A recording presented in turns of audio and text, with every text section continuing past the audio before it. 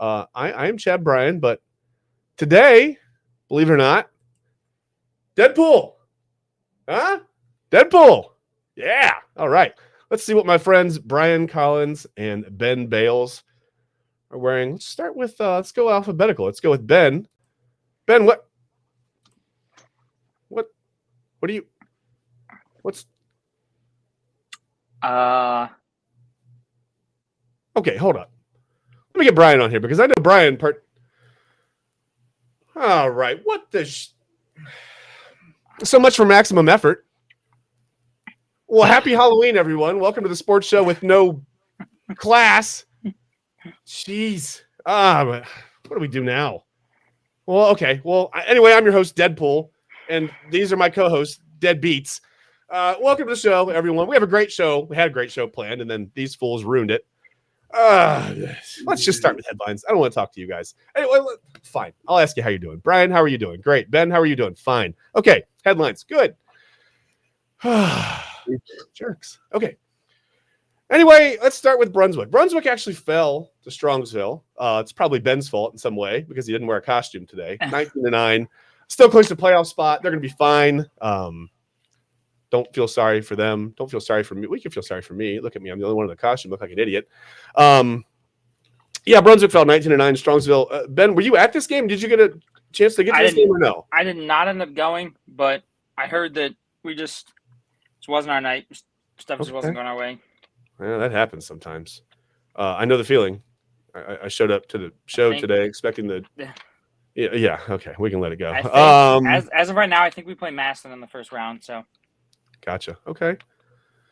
Well, it's a little late for festivities, but anyway, welcome to the sports show with no name, Halloween edition. Super fun. Okay, where were we? So we've got some of the. I've got some of those actually. Massillon Jackson. They're at Massillon Jackson Friday night. Kickoffs at 7 p.m. That'll be November 1st. I want to do some more high school football because last Friday night was a crazy Friday night. First off, I want to start with Marion Local and Coldwater. Okay, two teams in the MAC. You know the story of the MAC. I mean, the MAC is maybe the most competitive football conference, pound for pound in the state. I mean, I know they're smaller schools, but I think I read the other day that 4 schools from the MAC have won football state titles at least 6 times. That's which crazy. Is insane. It's insane. It's insane. Really, really good football. But anyway, Marion Local played Coldwater in a battle of unbeatens. Like I said, they were both 9-0. Listen, Marion Local won this game. Okay, I'm gonna spoiler alert. Marion Local won. Not only did they win the MAC, okay, maybe the toughest pound for pound conference in the state, like we said. Not only did they break the Ohio State record for consecutive wins, it was their 58th straight win, dating back to a million years ago. I don't know when they started the streak. But they did this while putting a running clock on one of the best programs in the state. Coldwater came in. And listen, Marion Local's Division 7, Coldwater's Division 6, right? I don't know if that makes a difference. Should make a difference. Coldwater came in averaging 40-plus points a game, and Marion Local beat them 35-0. They were up 35-0 in the first half. And Marion Local is a machine, you guys. You got to think they're feeling pretty good heading into the first round. Listen, 3 teams, I'm not going to mention it, 3 teams have already forfeited to avoid playing Marion Local in the first round of the playoffs. So they've got a date with Fort Recovery, who is in the MAC. If you're wondering, Marion Local won that game earlier this season, 62-0. Can I just ask you guys, Brian? Let me start with you. You own a sports team. You know what it's like to try to get players and try to build teams and rosters. And how in the world are they able to do what they're able to do at the Division 7 level like this and just keep this machine going? I mean, do you have any idea how they do this? No, it's so impressive, especially in the day of NIL things and just recruiting. Some of those schools here, especially the private schools, can recruit and get some really great players. But to really get a team like this and to get them to buy into the program and not have the egos that it's pretty easy to make, because some of these teams in high school are filled with kids who played AAU, travel ball, or whatever, and they're the best of the best. And they're so good, their coaches don't make them come to practice all the time or things like that because they want to win. And these kids some of them aren't learning and developing the skills to sustain, a great career. But to think that a school like this, that size and this division, can get these kids to buy into the program and really buy in, because to get a school to forfeit 3 is wild. Yeah. I remember our teams in high school, there were some pretty lopsided games. We got spanked. We showed up. Or like our school, like even if I wasn't playing other sports, like they still showed up.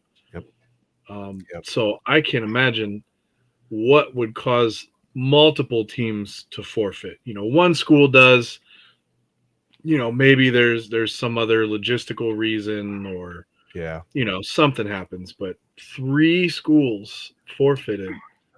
It's a lot. I mean, it's really a lot.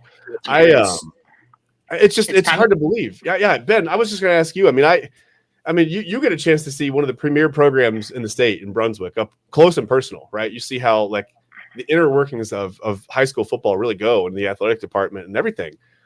They're top notch at Brunswick. But then, you look at a team like Marion Local and it's like, I mean, what do you get? Like a class of like maybe 13 or 14 kids every year. I mean, there's not like, it's such a small town. I mean, it's Maria Stein. Like I've been there. It's not, you can blink and drive right through it and not even realize it. It's tiny. Yeah. It's always the smaller schools that do this, by the way. These win streaks are always the smaller schools. I mean, and I was going to ask, do you think they have any chance of catching that De La Salle win streak of 151? I mean, I don't know. Things happen. You know what I mean? They're such a small school that they're bound to one year finally not have a quarterback, right? I mean, something's got to happen. Maybe not. I don't know. Maybe they just have all quarterbacks. I have no idea. I mean, if you guys have seen the movie When the Game Stands Tall, it's about De La Salle and that 151 game win streak. Okay. When they were kind of like Brian said, getting one team to forfeit. Okay, maybe there's some logistical reasons. In that movie, they're trying to fill out their schedule, and no teams from their conference, or a bunch of teams from their conference, won't play them because they're saying they're cheating, winning 151 games in a row. Yeah. So like, okay, we'll just keep scoring more than your opponents. Stop that. Yeah, they're like, we'll just schedule bigger and better teams, and we'll play our 5 conference games. So they went out and they scheduled like Long Beach Poly and all these other teams to fill out their schedule. And it's like, if teams are going to start forfeiting against Marion Local, they might have to do the same. But like you said, how long is it going to last though? Like, how long can you keep? Like you said, one year they might not have a quarterback. I mean, and in today's NFL, you need a quarterback. Yeah, and Marion Local might actually get moved up to the NFL pretty soon. They keep winning games like this. I think the thing is, I don't know. It's just, I listen. I get if you're walking into disaster, like if you've got like 12 or 15 guys hurt, you're a small school, maybe you're only dressing like 23 guys. And you're like, listen, we're not going to drive 120 miles to go get beat 77-0 and hurt 12 more guys. Maybe I understand, but I don't know. It just sends such a bad message, I think, to the kids, right? Like when the administration decides we're not going to that game, I don't know. I mean, it just sounds like, hey, we know we're not good enough. We're not going to go play them. I doubt that's the reason. Maybe it is. I have no idea. But it just sends a bad message. It's a bad precedent to set, I think. I saw a report online that said there were 2 schools that were supposed to play each other in the first round of the playoffs, and I forget what state it was, but both teams forfeited. So they were supposed to play each other. It was like an 8 and 9 seed. Both teams forfeited because they were just banged up and too injured, like you said. They were 2 small schools that only dressed like 30-something kids, and they were just too banged up to play, and they just both forfeited. And maybe that's it. That's unfortunate if that's the case. It is. You work all year, you earn a playoff spot, and great. You got to go play Marion Local, but I mean, hey, like we said, things happen, right? Like maybe you get the one day in the last, I don't know, 3, 4, 5 years that Marion Local shows up, not focused or whatever, and you can do something. But it's a tough situation. Yeah. So I mean, you would think Marion Local would obviously be the preeminent favorite to win that Division 7 state title.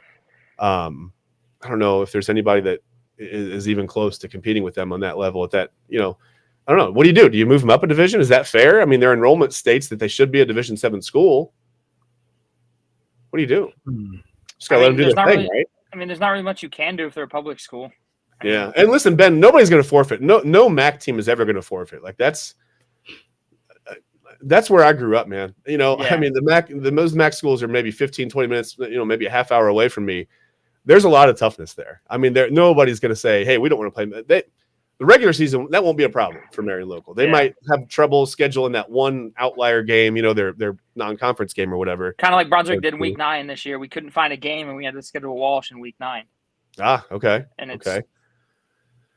Well, I mean, yeah, it's we got Walsh. some top flight competition there for sure. Yeah. Well, anyway, yeah, Marion Local probably the favorite to win Division 7. I mean, Chad, we've talked about it. I mean, you were on that area, St. Mary's. I mean, look how good they've been for years. I mean, they're a small town, and they've been good for how many years? Oh yeah. I mean, not like they used to be, but they're still good. Yeah, no, I mean, Walpock finished 10-0 this year. They've got a little program going. I mean, it's just it amazes me when you can sustain that kind of success in high school when it's really a crapshoot as far as what you get. I mean, I think these schools that are in Midwest Ohio that are in these cow towns, they're not recruiting guys. I mean, there's open enrollment, but they're not going out and actively it's not, and I'm not saying anybody recruits because that's not. Oh, he said it. Yeah, maybe I shouldn't say it that way. But some of these schools don't have to recruit. Like you're St. Ed's, whatever, bigger school, you don't have to recruit guys. They want to come there. It's a private school. Yeah. There's open, whatever. It's more than legal. These schools just don't have that kind of appeal. Yeah. Whatever. Speaking of Menor, we were talking about Menor. I think somebody said Menor, or maybe I was thinking of Menor. I don't know. Speaking of my thoughts. Anyway, I thought it was pretty cool that both Menor and Lake Catholic are the top seeds in their respective regions. They combined to go 20-0 on the season. So Menor football is in pretty good shape right now. I thought that was definitely pretty cool. All kinds of storylines of high school football. Just real quick, want to wrap it up. Just real fast, Ben. Obviously, the storylines for us, we want to see Coach Carter and Brunswick make a deep run, right? We want to see the Blue Devils go deep into the playoffs, win some games. Listen, will my alma mater, Walpock, like I said, Walpock Cadet is 10-0. Will they win their first state title? I don't know. We'll see. They are the 2 seed in D3 Region 12. They went 10-0. Obviously, like I said, will anyone challenge Marion Local? Go ahead, Ben. They're 10-0 and they're not even the 1 seed? No, yeah. Tippecanoe is the 1 seed. They're also 10-0. It's a tough region. It's a tough one. It's a tough 2 10-0 teams. That's crazy. Yeah. So how is that determined? Is it like points scored, or do you know? It's the computer points, and to get a better idea, you can either go to OHSAA. Okay. You can go to the OHSAA website, or you can go to my man Joe Itel's website, joeitel.com. Okay. That's where I always look at the unofficial, unofficial computer rankings, but they're always pretty spot on because, I mean, the guy knows how that works. He's been doing this for I don't know how long. I'm hoping to get a hold of him. I would love to have him on the show at some point one day and talk to him because it's an amazing labor of love, and I want to know more about the guy who's physically capable of pulling that off. I think that's amazing. So hopefully one day we'll be able to have him on the show. And I just wanted to end headlines really quick on a sad note. Obviously, legendary Browns play-by-play voice Jim Donovan passed away earlier this week after a long battle with leukemia. He was 68 years old. I just, I didn't get to meet him personally. He's not someone that I ever interacted with personally, but obviously, if you're in sports media and you're around Northeast Ohio, you know who Jim Donovan is. You understand his impact, right? On the Browns, on, Cleveland, on the just everything across the board. Great human being by all accounts. Really sad to see him pass away. He had battled so long, and it was nice to see the Browns pick up a win, maybe for Jim on Sunday, for Jim Donovan. I don't know if you saw the post on Twitter, but he lives in Medina. Jim Donovan did. Yeah. After the game, Stefanski and Andrew Berry drove to his house and gave the game ball to his family. Yeah. That was awesome. That's amazing. That's cool. It just goes to show you the impact that he had. Like I said, when you've got the executives and the head coach of the Browns driving, after a game like that, after the second win of the season. I mean, they could have. I mean, they had every excuse to just go home and pack it in and do whatever they wanted to do. Yeah. But for them to make that effort, I think that says a lot about his effort or his impact rather. Like you said, I mean, I'm not a Browns fan, but like you said, if you're in the sports media world, I mean, that dude's a legend. Fun fact, I don't know if you guys know, but his first ever broadcasting partner was Chris Collinsworth. Oh, really? Okay. On Sunday Night Football, they paid tribute to Jim Donovan, and it was Chris Collinsworth. He's like, my first ever partner was Jim Donovan before he went, like when the Browns left to go to Baltimore. Yeah. He was with NBC. Jim Donovan was. So his first ever partner was Chris Collinsworth. Oh, that's really cool. And then when the Browns came back to Cleveland, he left NBC to go to the Browns to go back and be their radio really broadcast guy. And you could check social media. I mean, I didn't put any links, but there's just so many stories of people who have personal experiences with Jim Donovan. And you know, no one told, not that anyone would, but no one told a negative tale. I mean, it was just, I don't think the I've guy was seen a just down to negative help one. everybody. Yeah, no, I've never heard of anything negative. But yeah, really sad to see him pass away. You know, like I said, glad the Browns could pick up a win on Sunday for him. But yeah, Jim Donovan was 68 years old. And we'll move on. We'll talk about the Browns because, like I said, they picked up their second win of the season on Sunday over, of all teams, the Baltimore Ravens and Lamar Jackson and Derrick Henry and just the scariness that is the Ravens and the Browns looked like hey, listen, this is a Halloween special. The Browns dressed up as a real football team on Sunday. That was fun. That was cool, right? Like, ding dong, open the door. I don't recognize you. Like, we're the Browns. You know, like a real football team. I just want to say, I mean, I think yes, Jameis Winston played a great game, but at the same time, I think Stefanski made the right call by giving up play calling duties. Okay. Like, I'm not saying it's his fault he was losing, because yes, I mean, you know, the whole Deshaun Watson situation, he wasn't great, right? Well, yeah, I think it was a multi-flavored mix of things. Yeah. But at the same time, if you look at that Ken Dorsey offense, right? Mm-hmm. It's a lot of shotgun, a lot of quick 5-yard outs, 5-yard slants, whereas the old Stefanski playbook is under center, play action, take the deep shot, and when your quarterback isn't hitting on the deep shot, it's hard to get them to bite, and then you can't run the football because they're just stacking 8-9 guys in the box. Right. So, and I think Jameis Winston being able to spread the ball out and actually hit his deep passes, it opened up the run game a little bit. Like, I mean, you know, yeah, Chubb had like 50-something yards. I mean, have a great game, but Dante Foreman had some good runs. Jerome Ford had some good runs. Well, listen, the ball just came out on time. I mean, it was 3 steps and boom, the ball was out. 5 steps, boom, the ball was out. And they were throwing the ball downfield. And I was like, wait, what? Like, when the camera would pan, I was like, wait, where's that? I haven't seen that part of I didn't even know that part of the field existed this year watching the Browns. So it was cool to see. Like, I thought Winston did a great job. Listen, man, I mean, hit Cedric Tillman on a 38-yard touchdown pass with under a minute to go to give the Browns the lead for good. I thought that was pretty cool. Can we talk about and the numbers, Ben? To see all these crooked numbers. Listen, Winston was 27 of 41 for 334 yards. It took the other guy like 4 games to get that far. 3 touchdown passes. Tillman with 7 catches for 99 yards and 2 touchdowns. They used Elijah Moore. He had 8 catches for 85 yards. Njoku had 5 catches for 61 yards and a touchdown. That's what I was going to say. So I was going to say, Winston was spreading the ball around, and that's the hardest. That's the hardest offense to guard. Because, like, I mean, Brian, you know this being around basketball. If you're spreading the ball around in basketball and everybody's got 10 points, you're going to look up and you're going to be down by 20, 30 points because it's not just one person taking 40 shots. Do you mean he shouldn't have just targeted Amari Cooper 27 times every game and let it go with that? I mean, I wouldn't hate it because Amari Cooper's good, but maybe 25. 25. Maybe, that's the limit. Maybe, yeah. Well, Amari Cooper's gone now, so it doesn't matter. Yeah.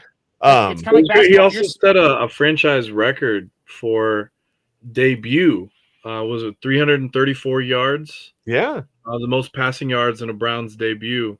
Yeah. And also quoted Eminem afterwards. So it's a W all the way around for Jameis Winston, whose name starts with a W. I think if this offense continues and Nick Chubb can start to hit his stride, I mean, I think the Browns can make a run. I don't know if they make the playoffs, but I think they for surely can make a run at that 500, like maybe like a 9-8 record. But I think they can make a run just enough to screw up their draft pick. Really, I mean, they'll win just enough games to not really do anything with it, but they won't have a top 5 pick anymore. I think that's a realistic possibility. But like I said, going back to spreading the ball around. Spreading the ball around is the hardest thing to guard. Yeah. Because then your number one receiver can't just focus in on, okay, I know the ball's coming to this guy. Because like you said, Njoku had 5 catches, Elijah Moore had 8, Cedric Tillman had 7. Mm-hmm. And it's like, if you're spreading the ball around, it's hard to guard because you can't just focus. You can't just double team one guy because the ball's going to him. Yeah. It's hard to double team one. Yeah, you can double team one guy, okay, but these 2 guys are going to beat you. Winston's going to find the guy. Listen, all this talk of spreading the ball around has got me thinking, Ben, what's tougher? The Browns spreading the ball around or me trying to spread cold butter on a piece of bread? Is that not aggravating? The bread just ripped. Sorry, I'm still mad about the no costume thing. Okay. I was getting angry. Got to move on. Yeah, the Browns actually eclipsed 20 points for the first time all year. That's another thing we got to talk about. Wow, it took them until the 8th game to score 20 points. That's not great, but here they are. Yeah, I mean, listen, I get it. Winston threw a few passes that probably could have been picked. So did Lamar Jackson. Yeah. Yeah, so did Lamar, right? Like, that happens. That's fine. But that's football, though. It's football, It's though. football. I mean, That's football. You have to take some chances. It was refreshing You do. to see him throwing the ball down the field. and that's what he said in his post game press conference. He's like in this league, he's like it's the NFL. He's like, you got to take chances. Yeah. He's like, if you're not taking chances, he's like, you're not gonna. He goes, there's no chance you have of doing anything special. He's like, if you just like if you take the safe route every time, he's like, you're gonna. He's like, it's not gonna work out. Right. And look at that one to Kyle Hamilton. He took the chance, almost got picked. Next play, 38-yard game-winning touchdown to Cedric Tillman. There it is. Maximum effort. And listen, I don't know. The Browns, they play football this weekend. I honestly forget who they play. Who do they play this weekend? I forget. Does anyone know? I don't know. I do not know.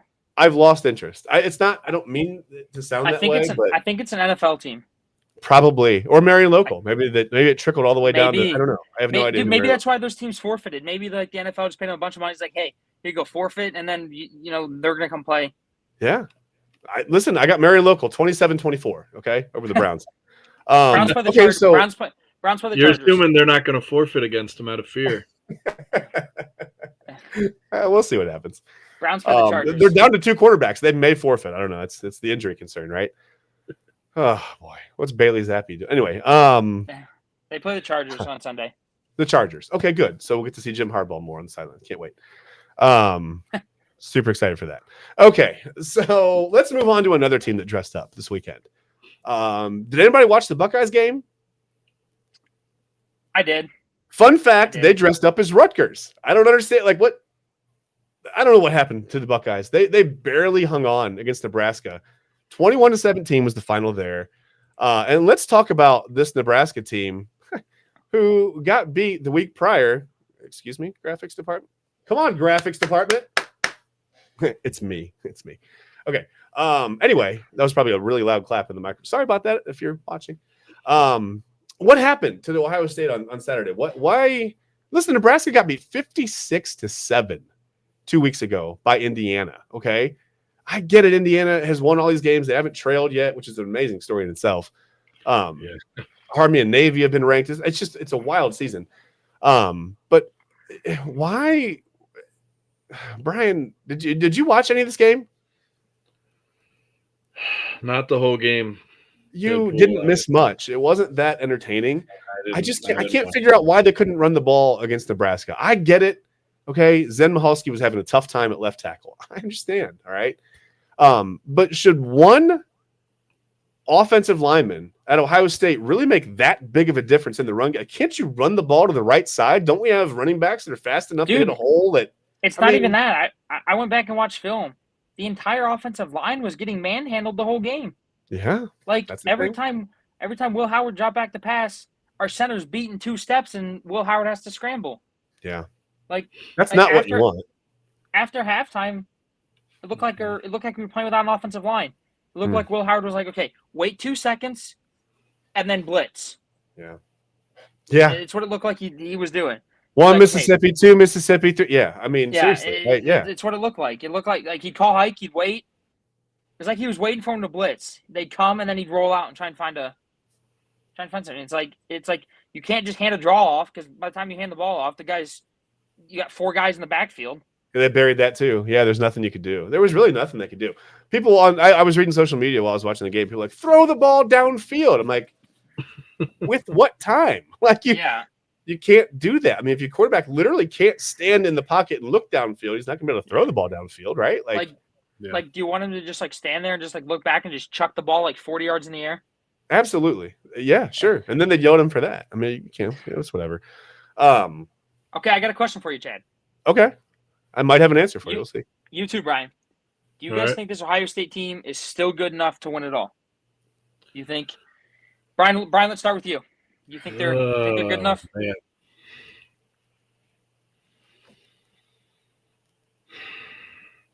It would be nice if they did. I'm rooting for them.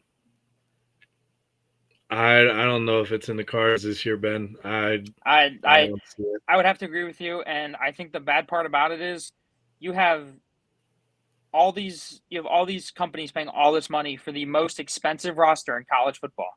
It's Not actually only the not most the most expensive roster, though. It's not the most okay, expensive roster. it's not, but it's the best roster Okay. I'll give you according that. to some people. It's the best talented roster in football, and right now you're not the favorite. Right now you're not the favorites to win it all. I mean, yeah. Like that's like I told my dad. I said if Ding. Ohio State would have lost to Family Nebraska, counter. I think Ryan Day would have been gone. That day? Not that day, but Okay, probably at the end of the year. Probably at the end of the year. Like at But- halftime if they were losing, you're out of here. Yeah, Uh, but like at the end of the year because Chip Kelly's like, no, like- I ain't going downstairs. Nope. Wait till nope. no, Couldn't but do like that. I just Nope. like if Ryan Day can't like he said think about all this talent he's had the last like 4 years, right? Like you've had some of the best talent in the country. Like some of the best recruiting classes Ohio State's Yeah. ever had. Really has. And all you Yeah. have to show for it is one college football playoff win. Yeah. That's all you have to show for it. After a 7-game regular season, by the way. Yeah, like that's like I'm sorry, but Ryan Day, like if he doesn't start winning the big games, Yeah. he's got to go. I'm Like- not a fire Ryan Day guy, but I'm starting to agree with this more and more. Like to not show up against Nebraska was, I mean, I won't say inexcusable because they found a way to win the game. Okay, they found a way They to win the did. game. They did. But if they play Penn State, Indiana, and even Michigan has their problems. We all know that. But if they play Penn State, Indiana, and Michigan, who I fully am starting to believe, I think Michigan just wants it more at this point. I think they're just hungrier. I think they're tougher. Yeah, definitely. I don't would think give it's you an that. insult when people say that because I think it's true. I think Michigan's just tougher than Ohio State. I think Ohio State's very tough. And it sucks to say that. I don't want to say that. It stinks. They're my favorite football team. They're my favorite college football team. I want them to go out And and I want them to look like they're playing like their hair is on fire, like they care, like there's passion, like they have this killer instinct. I don't know if you heard what Zach Boren was saying. It's along the same lines. They just look so dead. They look flat, and it's Yeah, disappointing to watch your favorite team go out there and be flat. Yeah. it's like my dad said, it's like Ryan Day can't find a way to motivate these guys. Yeah, Like Yeah. every single time under Ryan Day, I saw a crazy stat. Out of his 6 losses, or 7 that he has at Ohio State, all 7 teams have had more rushing yards than Ohio State in that game. So if Yeah. you can win the trenches against Ohio State and run the ball, you're going to win the game. yeah, Oregon yeah. did it Especially on- if you can get into a situation in the fourth quarter where Ryan Day has to go win it with strategy. Yep. You got to feel pretty good at this point. I mean, I'm sorry, I don't mean to rag on the guy, but man, he's I been agree. in those situations time after time and not come through. Yep. And like I told my dad, I said, you look at those Urban Meyer teams, right? They Mm. were nowhere near as talented as what Ryan Day has had at Ohio State. No, Nowhere but they near as were always talented. ready to run through a brick wall. That's the Yeah. difference. That's Yeah. the difference. You Yeah. look at that 2014 Ohio State team. We had Mhm. no business beating Alabama. No. No business beating Oregon. Absolutely none. And then Zeke Elliott took over and rushed for near 7,000 yards in 3 games. Yeah, pretty Like- much. Yeah, 7,000 is like- fine. That's close. like you just look at that compared to today. I mean, you have the 2 best running backs in the country, and you can't run the football against Nebraska.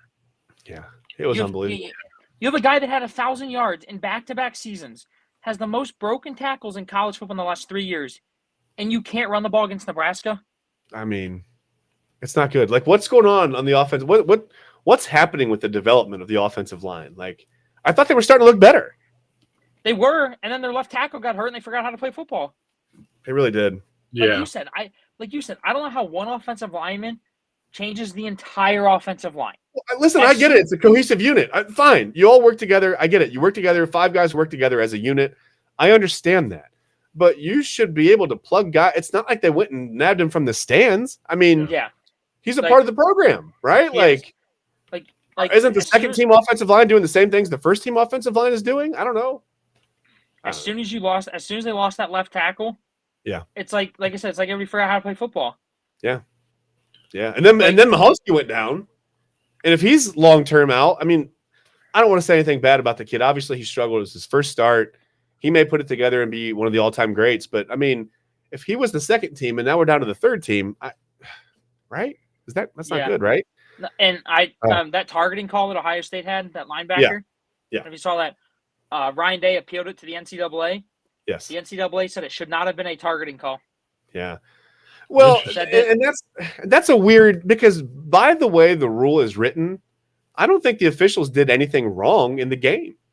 No, but at the same time, though, But there needs to be some room for interpretation for the officials there. Here's what NCAA told Ryan Day. They said Okay. since the guy was being tackled and he was on his way down, and the Ohio State player didn't lead with the crown of his helmet and hit him with his right here. Yeah. He said he basically said he had no time to react and change the way he was tackling. That's the guy it. was going down. Our guy went like this and didn't hit him with his head. And now he said if he led with the crown, yes, it's targeting. He should be gone. But since he was getting tackled and he didn't have much time to react, they said it shouldn't have been targeting. And he's not going to be suspended for the first half of the Penn State game. Right. So we'll have him. So yeah, it didn't cost them anything. I mean, they won the game. No. It's fine. It's water under the bridge. But I just think that, like you said, I think there needs to be some more clarity, though. There does need to be more clarity. But listen, that call aside, the officials had an awful game. Yeah, they I did. mean, that officiating crew was awful. They cost Nebraska many, many different opportunities. Yeah. Listen, I'm an Ohio State fan, but what was that one that Matt Rule was going off about?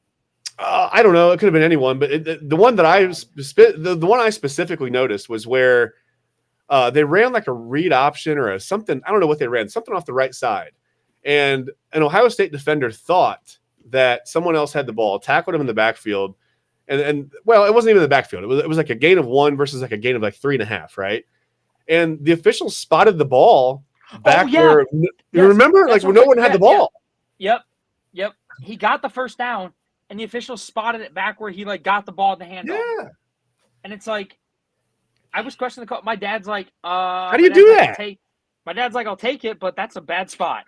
Yeah. And listen, I'm willing to admit, like, I'm a Buckeyes fan. They got that call. That was crazy. They shouldn't have gotten that call. That was crazy. No, it's so for all the people, listen, Buckeyes fans, stop complaining about bad calls because it always comes back. It's like it's a two-way street. You might get screwed in one game, but you get it back the next game. The bottom line is, I think we need our officiating crews. Like, here's what I envision happening, right? Like, someone from the Big Ten officiating headquarters. Ring, ring. Yeah, hello. Hey, Bob. Yeah, who's this? Hey, this is Tim from not OHSA, from the Big Ten officiating headquarters. What are you doing Saturday afternoon from about 12 to 4? Oh, I was going to go do some fall stuff. We're going to pick out pump. Wait, hold on. Before you tell me, you want to officiate an Ohio State-Nebraska college football game? Let me ask my wife. Yeah, she says it's fine. All right, Tim, you know the rules, right? Yeah, I think I basically know. Great. Be there at 10:30, and we'll see it. Thanks a lot, Tim. We appreciate it. Bye-bye. That's like, is that what we're doing here? Because, like, why? Like, how are these officials not on the same page? It's week whatever of the season. No one knows the rules. No one can spot the football. No one knows what targeting is. No one knows what a catch is anymore. Ben's camera's falling over. I don't know what's going on, but it's driving me nuts. Dude, it was bad. Wild. Yeah, they got to fix that. They have to fix a lot of things with the officiating. But yeah, targeting needs cleaned up for sure. Yeah. And let me ask you guys something about the Buckeyes defense that bothers me as well. I feel like I can be much angrier as Deadpool, by the way. They're still obviously having trouble getting to the quarterback. Okay, it was better on Saturday, right? They got to Raiola or whatever, Mini Mahomes, whatever you want to call him. They got to him quite a few times. They put some pressure on him, and they got him down a couple times. But here's what I don't love, and here's what this is going to kill him against a more mobile quarterback. They tend to rush all just on the edge. Everybody ends up flushed around the edge. It doesn't matter. They can't get any pressure up the middle. Even if they try, they end up getting flushed out to the edge, right? And they leave the middle. No one has the wherewithal to go, okay, well, this is like 6 guys going. Maybe I need to like pop back to the middle and just be aware of what's going on. Like maybe they're going to get drilled by screen passes. They're going to get drilled by those little over the middle screens, whatever. Where you had to tend to just kind of step back. They're going to get killed by a mobile quarterback when they all rush around the edge and they leave that middle for like 25 yards open. There is going to be a quarterback very soon that's going to take those 25 yards every time. Listen, if Drew Aller's hurt, Penn State's backup quarterback looked a lot more mobile. That's terrifying. He is. Because now you don't have a lot of film on him. You can't see him play, right? And he's mobile. They're just going to do the same old thing where they rush around, and he's going to kill him on runs. Not even that. Not even just that. I think with Penn State's 2 running backs too. I think like you said, that middle is always wide open. Yeah. I think what Penn State's going to do is they're going to they're just going to call halfback draws all game. Call hike, wait a second, hand it to the running back. Guy's going to go for 25 yards every time. There's 8 to 12 yards of carry right up the middle. I mean, every time there's a pass rush situation, you can gain 8 to 12 yards on this Buckeyes defense right now. I think that's legitimate. You can also expose Denzel Burke because it's happened the last 2 weeks. Oh my. Yeah. I mean, dude, that's a dream to get one-on-one with Denzel Burke now. I don't know what happened to him. Maybe he's got an ankle injury or hamstring we don't know about. But his last 2 weeks, he's been targeted 12 times. He's been targeted 13 times for 12 catches for 225 yards and 4 touchdowns. Yep. I had it here in my notes. It was coming. Yeah. Great. I mean, it's a great point. Great call. Great catch. Unbelievable. He was your best cornerback coming into the year. In the last 2 weeks has been absolutely torched. Minimum effort. It's like he forgot how to play football. Absolutely. It's like he forgot how to just stand in front of another human being. It's like Ryan Day started calling people on campus, hey, did you play cornerback in high school? Or you have any football experience whatsoever? Seriously. Yeah, I was like the JV backup corner. You're in. You're playing left tackle on Saturday. Let's go. And by the way, you have to play quarterback. Oh, okay. Yep. Yeah. You got to cover their best receiver. Yeah, it's unbelievable. It's unbelievable. It's bad. Well, anyway, speaking of the Penn State game where they're probably going to get killed on runs up the middle. They play Saturday. It's a part of the big noon kickoff on Fox again. So kickoff will be at noon Saturday on Fox. We can watch that. We listen to Gus Johnson and Joel Klatt again. I love Gus Johnson. I love Gus Johnson. He's my favorite. But Brian, let me start with you. We need a score prediction. What do you think? Ohio State, Penn State. Which Ohio State team shows up and who wins this game and what's the score? I'm thinking they shake this off. Okay. Regroup. Again, they still won. Yeah. But I expect a different team in a positive way. Okay. Because they're going to need it. Yeah. I say 28-24. Okay. I like it. Ben, you got the Pittsburgh hat on there. Is any chance you're rooting for Penn State this weekend or no? No, I'm a Buckeye. I'm a diehard Buckeyes fan. I was making sure. I didn't know if we'd stirred the pot enough with our viewers. I just want to make sure. No, but I think, like Brian said, I think they've bounced back big time. And one thing I just want to touch on, Chad, that I don't know if you knew, or Brian, if you knew as well, but after that Oregon game, Ryan Day has solely been working with the defense because of how bad it was against Oregon. Yeah. And then they come out against Nebraska, and it was actually kind of decent. Like you said, okay. pressuring the quarterback was still it was iffy. They got to him a couple of times, but it's weird. Like I said, they'll get flushed around the outside. That's not good. We didn't give up many big plays. No. We didn't. What Oregon hurt us with, we didn't really kill us against Nebraska. No, but listen, Raiola missed some passes too. There were some open receivers that he missed for sure. Little Mahomes missed some passes there. Yeah, he did. But at the same time, though, it's like Ryan Day's always been known for his offense, and if he's the one that gets this defense fixed, it's gonna look kind of lopsided. Is he diversifying his? He's like, you can't fire me because now I can do IT and human resources, right? Like now he does offense and defense. So yeah, you can't fire me, right? I also can sell. I can sell things. I think score prediction. Mine's gonna be close to Brian. I'm gonna say 34-24 Buckeyes. Okay. For me, this all depends on which Ohio State team shows up, right? Is it the team that played Oregon tough to a 1-point loss in Eugene, or is it the team that dressed up like Rutgers for Halloween and showed up and tried to play Nebraska last Saturday? Did they get caught looking ahead to Penn State a little bit? You hope that's what it was. Listen, if the Nebraska Ohio State team shows up, they lose this game probably 34-17, 38. I mean, they're going to get boat raced. Yeah, it doesn't matter who's at quarterback for Penn State. They're going to get boat raced. If they can't stay on the field as an offense and move the ball, Penn State will score in that environment. I mean, it's always crazy too. They'll end up with like a special team score. They'll end up with a defensive score.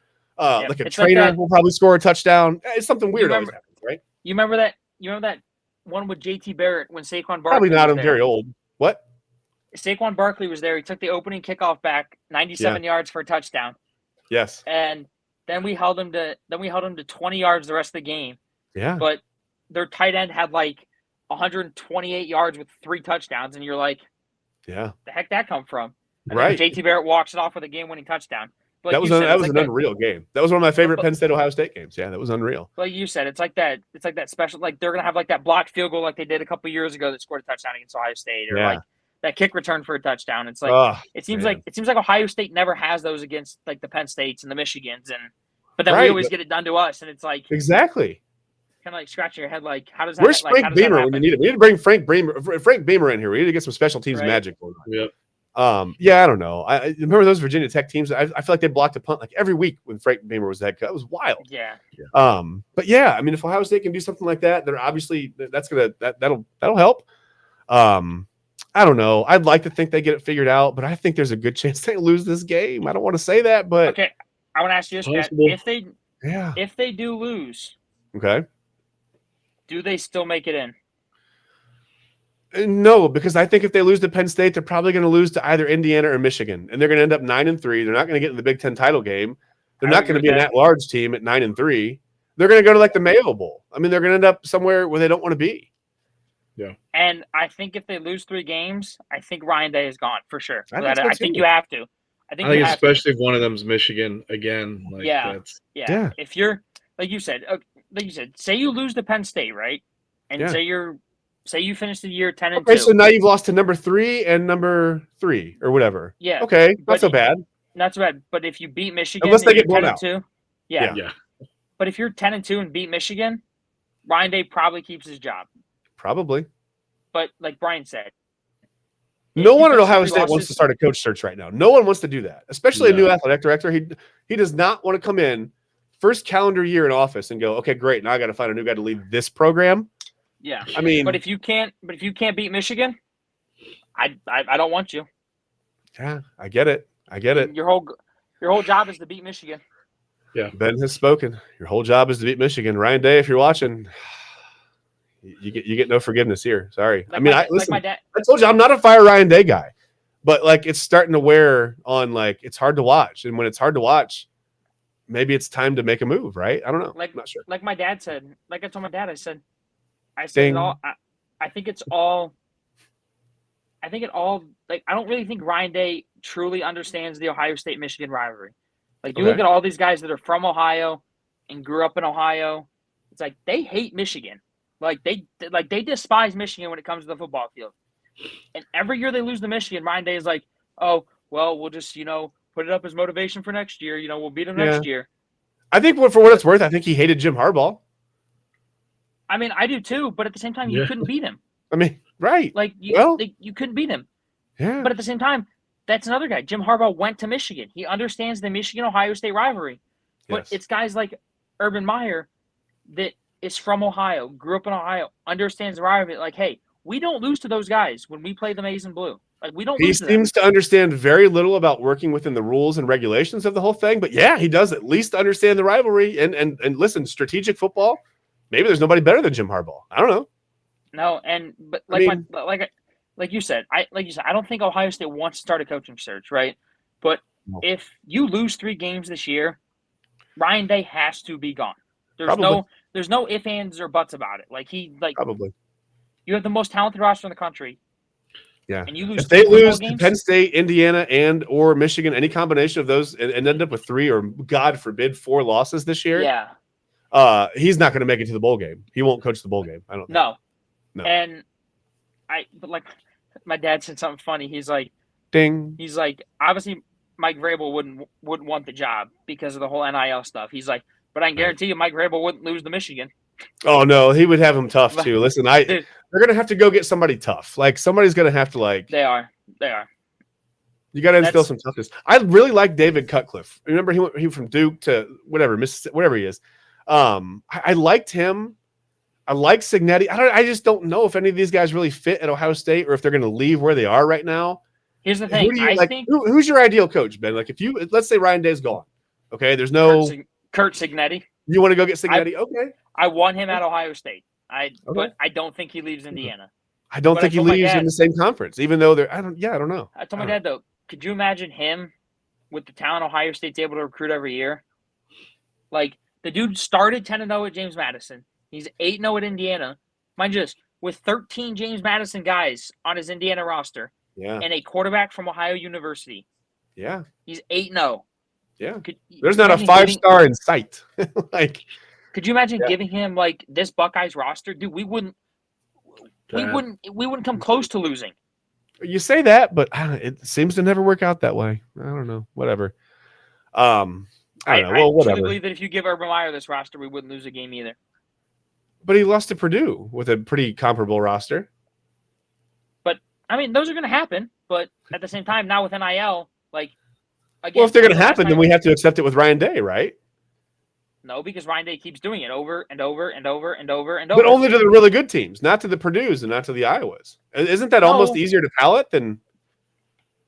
Not when it's every single time. Like you get into a big game Okay, and you're like, fair. okay, well, we're gonna lose. Like, okay, win some of them. Okay, that's fair. I understand. That's fair. That's fair. I'll allow that. Like we kept Urban Meyer because he could win the big games. He could win the bowl games. He could win he could beat Michigan. He could win national titles.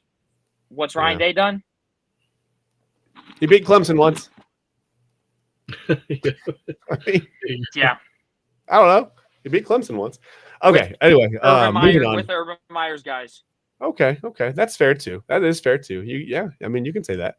Well, you can say whatever you want. It's our show, and you're allowed. You have a platform. You can say whatever you want. Anyway, Penn State. That's Saturday at noon. If you want to watch that game, if you're a little nervous, maybe you want to go to yard work instead. I understand. Listen to it on the radio and throw your earbuds into the woods or something. But I don't know. We'll see what happens. I hope they figure it out. I hope they get it figured out. But I really think there's a good chance they could lose pretty badly if they show up and play like they did against Nebraska. So I agree. That's where I am on that one. We got to move on, guys. World Series. Okay. Okay. So first of all, the Dodgers very nearly swept the Yankees. I don't know if you watched any of the game last night. I mean, I saw highlights, but did you see the thing that happened with the Yankees fans and Mookie Betts? Yes, I did. What in the absolute world? How? Okay. First,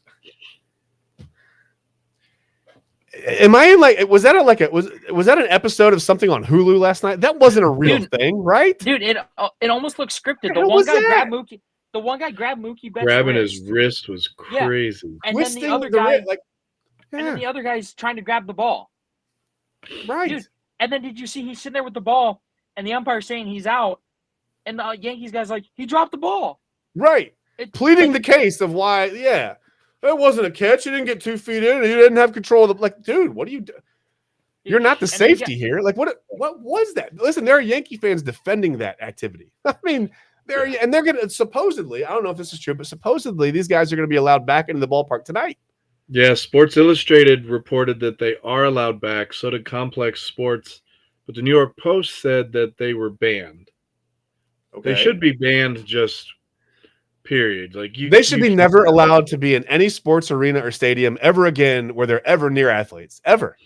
Yep. Ever. Because that's the guys that just deport them. That's the guys that are shouting. That's the guys that are shouting inappropriate stuff and going after athletes, and that's just. We all get it. The Bronx is a different place, right? It's fine. Yankees fans are totally different. That's fine. Yell things, whatever. Be a different environment. That's great. But man, don't touch the players. Like you can't touch the players. And I really hope they're not allowed back into the stadium. I mean, I get it, man. I mean, some people look at that as fun. I didn't think it was fun. I thought it was actually really dangerous. Like, yeah. I mean, I don't know. Could have been a serious injury there. It could have been like you remember the Guardians one a couple years ago with Miles Straw and Stephen Kwan? Oh, yeah. Some fans were going after Miles Straw and Stephen Kwan, and Miles Straw like almost jumped into the stands and was like, dude, like, what's up? Like, he's like, I'll meet you in the parking lot after the game. He's like, let's fight. He's like, let's go. Yeah, I think maybe we sell too big of beers at these games, and liquid courage. That I have to probably agree with you. Yeah, I mean, I don't think this would happen in the parking lot. These players came face to face with these fans, but whatever. Maybe it would. I don't know. Like I said, New York's different. Speaking of dangerous in the World Series, boy, Freddie Freeman. Man. Listen, man, he's got a home run in every game of this series. He hit a home run in the last 2 games of the Braves and Astros World Series. So 6 straight World Series games now with the home run. Wow. I mean, have you seen? Well, obviously, we've never seen anything like this. But what is Freddie Freeman doing right now? I don't know.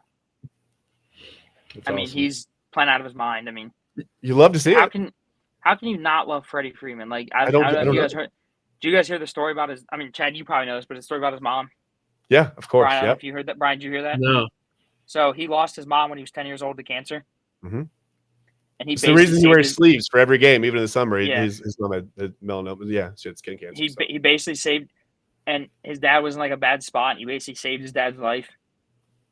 And so now Wow. he's in a World Series thriving. And like Chad said, that's the reason why he wears sleeves, is because his mom died of skin cancer. Yeah. Oh, So wow. it's kind of like an homage to his mom. And Freddie dude, Freeman is that dude, man. Yeah. Dude, I saw something else that was messed up too. Like, they do that stand up for cancer thing. Yeah. Did you see that, Chad? Yeah, I saw that. Of course, So- more bad so behavior from Yankees fans. Yeah. So Freddie Freeman's holding up his sign that says, like it says I stand for, and then you can write something you stand for. He put my mom, and some guy yells, "You effing suck, Freddie." I mean, It's like, you could have dude. waited to the game to say that, right? I could Yeah, have like waited for the game. Like you could have waited till the game was started to say that, not when like they're honoring people, dude. Like I'm sorry, like I have no respect for Yankees fans at all. Like at all. I've got I zero. mean, there's a lot of Yankees fans that wouldn't ever do anything like that. You know what I mean? You can't. No, but It's like when but people say just one- Phillies fans are awful. Some Phillies fans are absolutely awful. Sure. they are, but but- I just don't. Yeah. I just haven't seen too many Yankees fans that I get along with, because I they get it. do stuff like that, and it's just Yeah. there's no place for it in sports. No, that's a little over the line. I mean, but yeah, a home run in 6 straight World Series games. I want to get a closer look. Can we blow that media photo up? What's going on with Freddie? Ah! That's what's going on. He's killing him. He's killing the Yankee. Look at him. He's killing him. You see that? He's absolutely killing him. Oh, That's what's man. going on. Ben, even Freddie's got a costume today. We screwed up. Yeah, He you guys did. really messed up. I want you to understand you really messed up. Yeah, this will never be forgotten in the annals of time. Okay, so Um, Chad, I got yeah. a question for you. Why do the Yankees keep pitching to him? I don't know. I mean, eventually it's like he's got like 5 in a row. Eventually he's going to get cold, right? No. Like, Like, I don't know. like I think it's yesterday- almost a bit like maybe you don't pitch to Aaron Judge because he's been so cold. Maybe you'll like just come out so hot tonight. Baseball's kind of one of those sports, right? Where it's like, oh, I've been in a slump. That means you're due, man. I don't know. I mean, who knows? like yesterday, like you didn't have to pitch to him with 2 outs and a No. runner on base. No. You could have intentionally walked him and had runners on first and second base. They might never pitch to him again. Instead, you pitch to Never. him and he hits a homer. I mean, Never. don't get me wrong, they won the game, right? Right. But it's like, why give them all the momentum at the beginning of the game and have to fight Yeah, out a it worked ball? out. Yeah. Why put yourself behind the 8 ball? You know? Yeah, Yeah, I get like- it. I get it. Just walk him. Like he can't hurt you if he's walking. Plus he's on a bad ankle too. So Yeah. you know he's not going to go first to third. Although he did leg out a triple the other night. He did. I mean, he did, but I mean, like he's not Yeah. gonna be the same Freddie Freeman. Like he's not gonna be as fast as he was. So like you're sure. gonna have a Yeah. better Especially shot. in a colder weather city. Yeah, for Yeah. sure. Yeah. Like if he's gonna go first to third, you're gonna have a better shot of throwing him out. Yeah. But I just don't know why, especially lefty. Have you seen his lefty stats this year? Oh, yeah. He's hitting like 600. Again, Wow. Freeman is that dude, man. Like He's a professional. He's like the last of like the professional hitters, man. Like he is. I know Luis Arias can like he'll start the season hitting like 980 or whatever, and then he evens out and ends up like at 296 whatever for the season. That's fine. It's great. But man, Freeman's got power to all fields. I mean, he barrels up everything. He Yep. doesn't ever really get fooled. Like maybe they should have pitched Rizzo. Maybe they should have brought Rizzo. They just got to bring Rizzo in. I saw that meme. I saw that meme. I mean, why not? Just run him out there. Let him. You always got to face 3 batters. That might be dangerous, but whatever. At least you get Freddie Freeman out. Yeah, no, That was hilarious, by the way. That was awesome. I love dude, that. my other favorite clip of that is the one where they're in a pickle, and Rizzo has the ball. And he's like, Yeah. Frederick. Frederick, that's great, man. Baseball's so much fun, man. Baseball's like the only sport where like I feel like things like that truly happen. You know what I mean? Like Yeah. football's so intense. Basketball, you're running too much. You're half-winded all the time. You can't breathe. There's a little bit of room for fun. Whatever, obviously, guys talk. But I feel like baseball is just like that environment where that It's- happens dude. all the time. Man. That's great. I love that. It's like the one time the Guardians were playing the Braves. It was when Freddie Freeman was still there, and Mhm. Jose was trash talking Freddie. He's like, Freddie. He's like, you go glove only behind me. Yeah, right, From the right. dugout, I love that, man. and him. And Everybody Freddie were loves like, Freddie Freeman, right? Dude, him and Freddie were like going after each other, and then he got down to first base, and like Freddie like hit him on the helmet, and like Jose like squared up with him like he was gonna fight him, Right. and then it was after the Tim Anderson incident, so Freddie Right. Freeman like ran away. He's like, no, I know, dude. It's so much fun. Baseball's fun. Baseball's fun. It is. Well, you know what else is fun? Dressing up for Halloween is fun. Wearing a costume for Halloween is fun. Being there for your friends is fun. I don't know. I gotta get out of here because I gotta get my kids from school. We probably should wrap it up for the day. I used to have fun talking sports with you guys, with Brian Collins, and Ben bailed on me. I mean, Ben Bales. Whatever. It's fine. I'm not upset about it. I'm not bitter. I'm not angry. I lost 11 pounds during the show, so that's something positive. I think this is like, if you ever need to make weight in wrestling, it's like a sweatsuit. Definitely do this and sit in front of lights. That's awesome for that. It's really warm in here. Thanks, guys. But yeah, anyway, that's been our show for the day. Just honestly, thanks for watching, right? It's the sports show with no name. We got the Halloween themes going on this year. I don't know, guys. My friends bailed on me. Hopefully your friends don't bail on you. If you're going trick-or-treating, please be safe, kiddos. Wear something reflective, take flashing light, whatever. Do whatever you got to do. Don't cross the street without looking. And drivers, please be cognizant of the fact that kiddos are going to be out in your neighborhoods. They're going to be running around. They don't always think, right? They don't always do the things they're supposed to do. So please be aware of that. Drive safely. Look over your shoulder. Make sure you look 2, 3, 4 times before you pull out. Drive slower, right? Just be careful. Everybody have a great Halloween. Go Dodgers? Are we rooting for the Dodgers? Yeah. What we're doing? Okay, yeah. Go Dodgers. And sorry, when Jack. You're trick-or-treating, if there's a bowl that says take one, take the whole bowl. Well, it's take one bowl, right? It doesn't specify. You take the bowl. Right. You're right. It does. Just says take one. Exactly. Yeah. Dude, you got to be more. That's